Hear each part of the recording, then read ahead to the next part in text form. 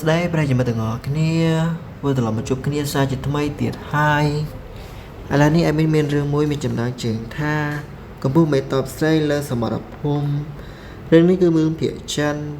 តែមិនចេញថ្មីនេះទេបាទគឺចេញបានពីភាគហើយ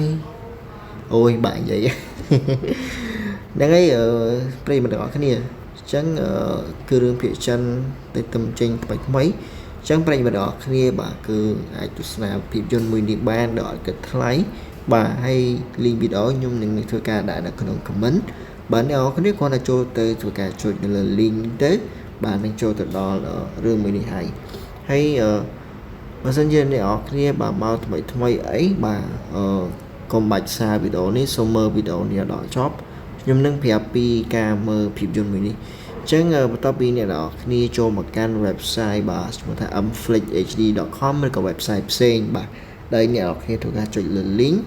ចឹងឥឡូវខ្ញុំសូមចុចចូលរឿងចឹងឧទាហរណ៍ថារឿងមួយណាក៏ដោយឲ្យតែអ្នកនរគ្នាចង់មើលបាទយើងចុចនៅលើរឿងមួយនឹងមកអូខេ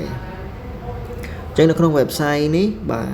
website mflixhd.com នេះចឹងចេញមកវាទៅចេញតម្រងបែបហ្នឹងចឹងមិនថា website ផ្សេងក៏ចេញតម្រងស្រៀងគ្នាដែរអញ្ចឹងការចូលមើលគឺអត់បែកអ្នកគ្នានេះឃើញអាឡៃលេខ1លេខ2ហ្នឹងបើសិនជាមានភាគបន្តទៀតវានឹង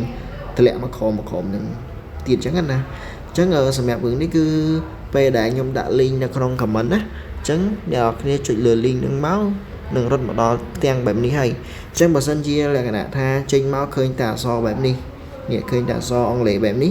អ្នកគ្នាធ្វើការ refresh ណាrefresh ហ្នឹងយើងគ្រាន់តែអូសនិយាយសកត់ដល់កន្លែងនេះឲ្យចេញសញ្ញាព្រួយវិលជាមកវានឹង refresh ហើយអញ្ចឹងវានឹងឃើញផ្ទាំងរឿងនឹង load មកហើយណាអញ្ចឹងបើសិនជាអ្នកគ្នាអត់ឃើញយើងគ្រាន់តែចុចនៅលើអេក្រង់ទូរស័ព្ទយើងឲ្យជាប់មកអូសមកក្រោមមកវានឹងធ្វើការ refresh ហើយណាអញ្ចឹងពេលចេញបែបហ្នឹងយើងគ្រាន់តែចុចដល់កន្លែង button play នេះចុចលើរឿងហ្នឹងមកវានឹងដើរហើយណាអូខេអញ្ចឹងងាយស្រួលហើយសម្រាប់នៅក្នុង website មួយនេះចឹងគឺជា website ថ្មីរបស់ admin ចឹងគឺអត់តមានពាណិជ្ជកម្ម load ទេចឹងសម្រាប់អ្នកដែលចូលមកថ្មីឬក៏ចូលទៅកាន់ group Telegram អីបាទបើឃើញ QR ជួយ donate admin ម្នាក់មួយផងដើម្បីមានទឹកចិត្តឬក៏មានកម្លាំងចិត្តក្នុងការធ្វើ website ថ្មីឬក៏ដាក់រឿងថ្មីជូនអ្នកនរគ្នាទៀតចឹងណាចឹងសម្រាប់នៅក្នុង website នេះខ្ញុំដាក់បានមកនឹងទេហើយadmin នឹងធ្វើការ update បន្តទៀតហើយសម្រាប់អ្នកមកក្រោយអីកុំភ្លេចជួយ subscribe channel YouTube ម្នាក់មួយផងហើយកុំភ្លេចចូលទៅកាន់ group Telegram ផង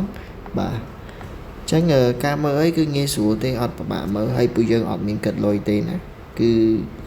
ក្នុងការរៀបចំ website នេះ admin